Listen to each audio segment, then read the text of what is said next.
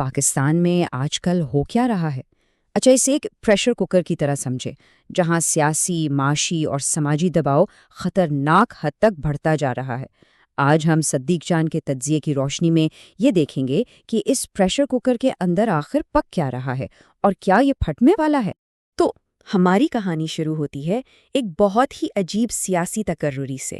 پھر ہم دیکھیں گے کہ عمران خان کی ضد اور مزاحمت اس صورتحال کو کیسے مزید بگاڑ رہی ہے۔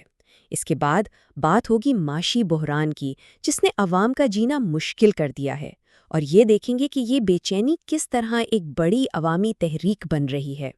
اور آخر میں ان سب باتوں کو جوڑ کر سمجھنے کی کوشش کریں گے کہ کیا پاکستان ایک بڑی تصادم کی طرف جا رہا ہے۔ تو کہانی میں پہلا موڑ آتا ہے ایک ایسی تقرری سے جس نے سب کو چونکا دیا۔ بظاہر تو یہ ایک عام سا فیصلہ لگتا ہے، لیکن صدیق جان کے مطابق اس کے پیچھے ایک بہت گہرا کھیل کھیلا گیا ہے۔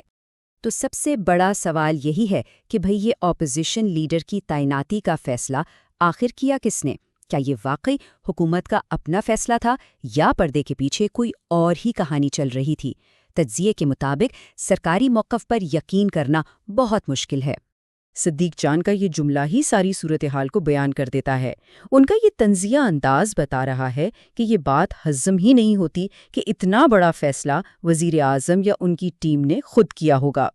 تو تجزیہ یہ کہتا ہے کہ وجہ جو بھی ہو، چاہے نواز شریف نے اپنی بات منوائی ہو یا اسٹیبلشمنٹ نے کسی دباؤ میں آ کر یہ کروایا ہو، دونوں صورتوں میں ایک بات تو صاف ہے: اقتدار کے ایوانوں میں شدید کھنچاتانی چل رہی ہے۔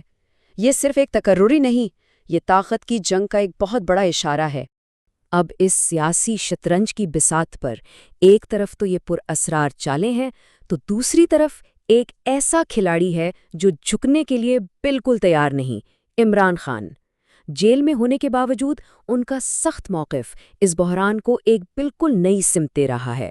رپورٹس یہ بتا رہی ہیں کہ عمران خان کے پاس کئی بار ڈیل کی پیشکشیں بھیجی گئیں، لیکن انہوں نے ہر بار انہیں صاف صاف ٹھکرا دیا۔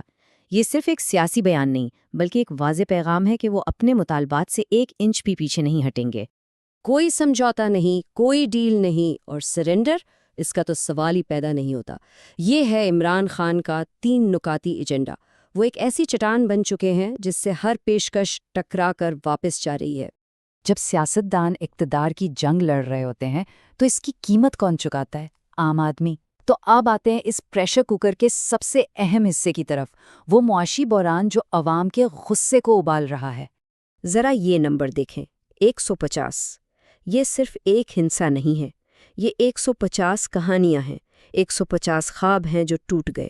یہ وہ فیکٹریاں اور ملیں ہیں جو ملک کی معیشت کا پہیہ گھماتی تھیں اور اب ان پر تالے پڑے ہیں۔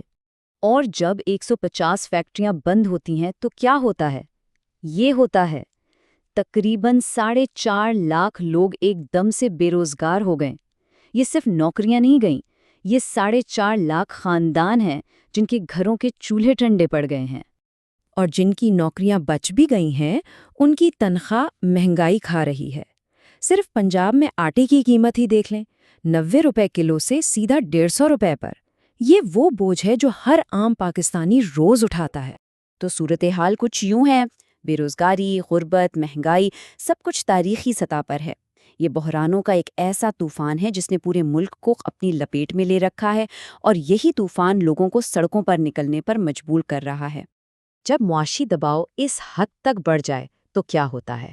عوام کا غصہ سڑکوں پر ابل پڑتا ہے، اور اب یہی ہو رہا ہے۔ یہ بے چینی اب صرف گھروں تک محدود نہیں رہی، بلکہ سہیل افریدی کی قیادت میں ایک منظم تحریک بنتی جا رہی ہے۔ لاہور سے کراچی اور پھر خیبر پختونخوا تک یہ تحریک ایک آگ کی طرح پورے ملک میں پھیل رہی ہے۔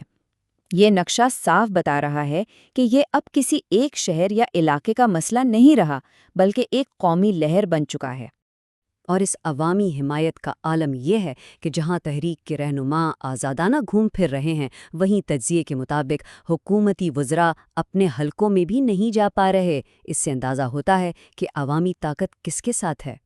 تو حکومت اس عوامی سیلاب کو روکنے کے لیے کیا کر رہی ہے؟ صدیق جان کے مطابق وہ ٹرک کی بتی دکھا رہی ہے۔ یہ ایک استعارہ ہے جس کا مطلب ہے کہ عوام کو مذاکرات کا لالی پاپ دے کر اصل مسئلے سے ان کی توجہ ہٹائی جا رہی ہے تاکہ تحریک ٹھنڈی پڑ جائے۔ تو اب سارے کڑیاں آپس میں مل رہی ہیں، ایک طرف سیاسی تعطل، دوسری طرف معاشی تباہی، اور ان سب کے بیچ سڑکوں پر موجود عوام کا سمندر۔ جب یہ تینوں قوتیں آپس میں ٹکرائیں گی تو کیا ہوگا؟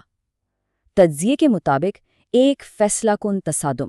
یہاں آپ پوری تصویر دیکھ سکتے ہیں۔ سیاسی اور معاشی بحران نے عوامی غصے کو بڑھایا، حکومت نے اس غصے کو ٹھنڈا کرنے کے لیے ٹرک کی بتی کا استعمال کیا، لیکن تجزیہ کہتا ہے کہ یہ چال اب کام نہیں کرے گی اور نتیجہ ایک ناگزیر تصادم کی شکل میں ہی نکلے گا۔